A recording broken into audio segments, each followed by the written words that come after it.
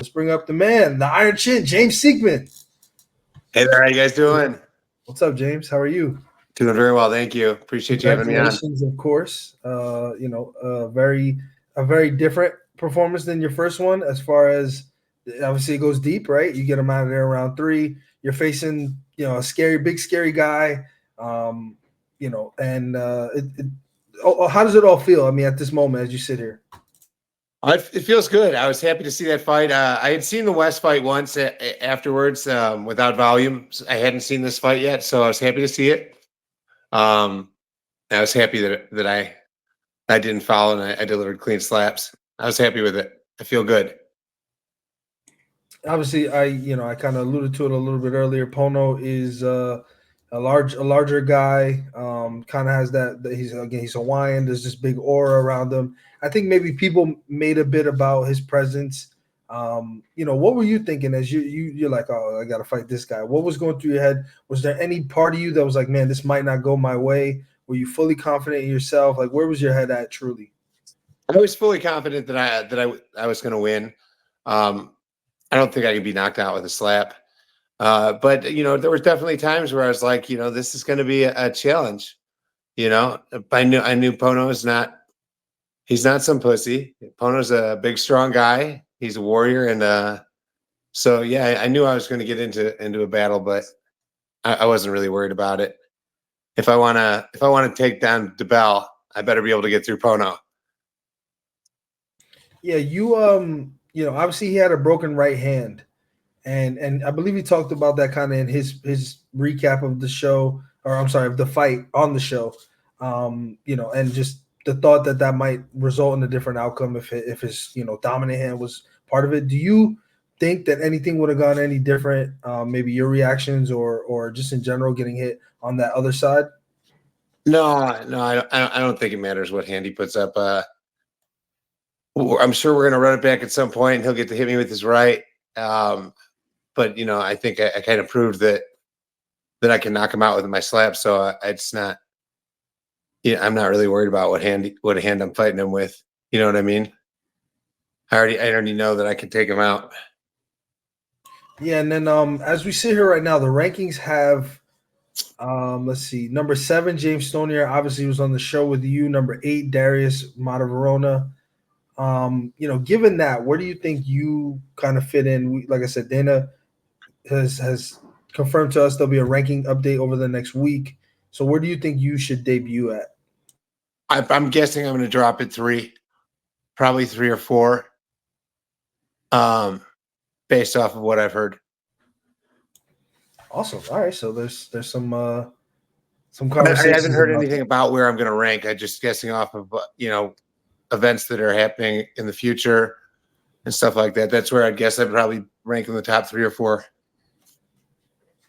Yeah, so I mean, on that subject, you were the heavyweight finalist. I just talked to Luke about it. Obviously, he wants to remain tight-lipped altogether. I'm not asking for any opponent or anything like that. Obviously, we know you guys aren't supposed to talk about those things. But are you able to confirm if you're fighting at Power Stop 9?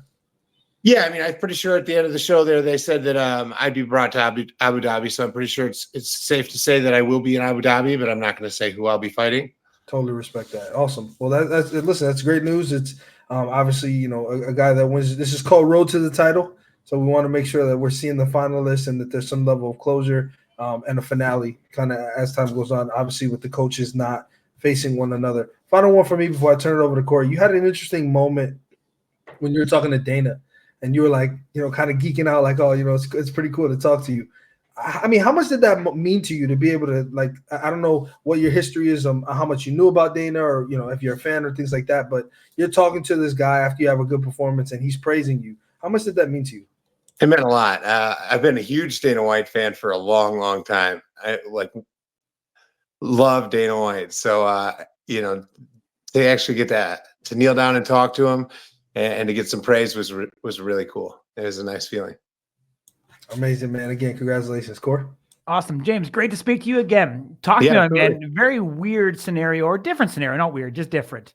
That you have so much mutual respect for your opponent in this match. We see a lot of this season where it's, the grudge match, the anger, the stuff that goes in the house, it's all unleashed on stage. But on this one, a little bit differently. Talk to me about how that mindset and being able to get up there when you had that friendly relationship, but you also need to take, the performance that you had to the next level to take care of business. Yeah. So Pono and I had kind of talked about it beforehand that we wanted to be respectful to each other. So I knew I wasn't going to be talking any shit during this fight. I knew the magnitude of the fight, and basically that the winner of us would probably be in the finale. So I already knew that, like, if I win, I'm already taking that from him. So I didn't need to talk any shit or anything like that. He's a good guy, and he's a good competitor, and I just didn't have any shit to talk. I like Pono. He's a good dude. Awesome. I mean, from day one, you've been talking about Damien Dibbell. Even after this match, you bring it up again, that's the guy that you want. Do you feel like you're like a man on a mission and that's your destiny?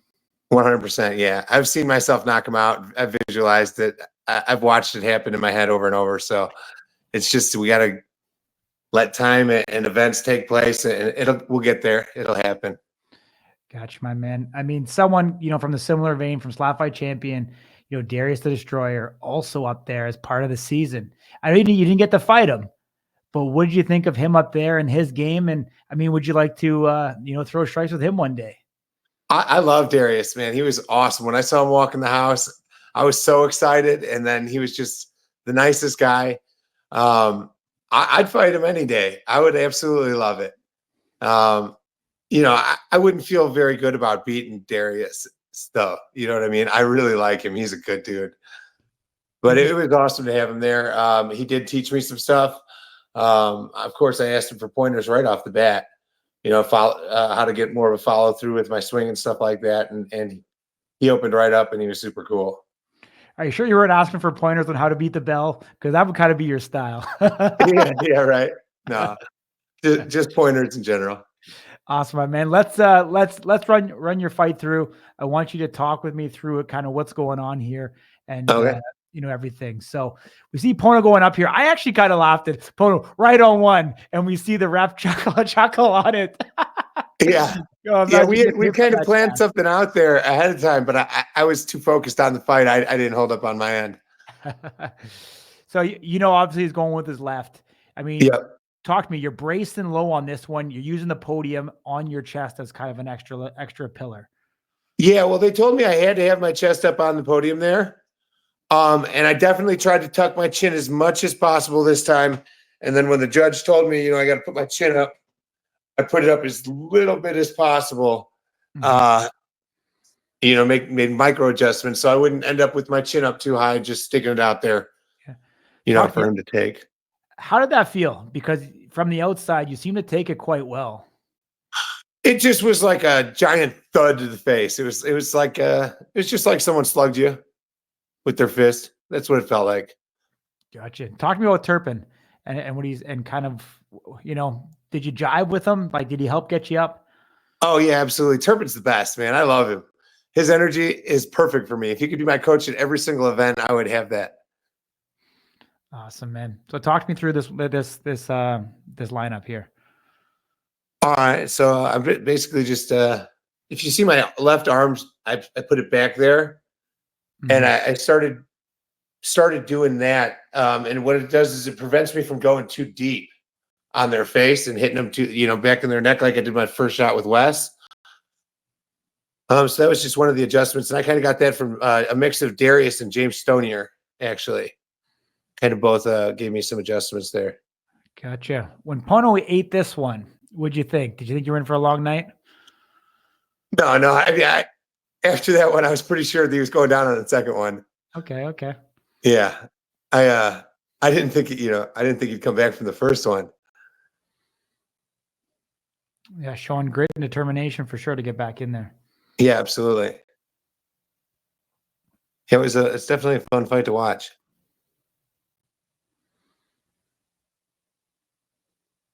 And on the second shot, and Pono even messaged me this. He says, I clubbed you. I wish they would have called it. And the one that kind of drops me back here, that's it. if you watch, you'll see the palm hits me right on the corner of the jaw here, right where it curves over. And then it's the same spot Wes hit me with his palm in my first fight.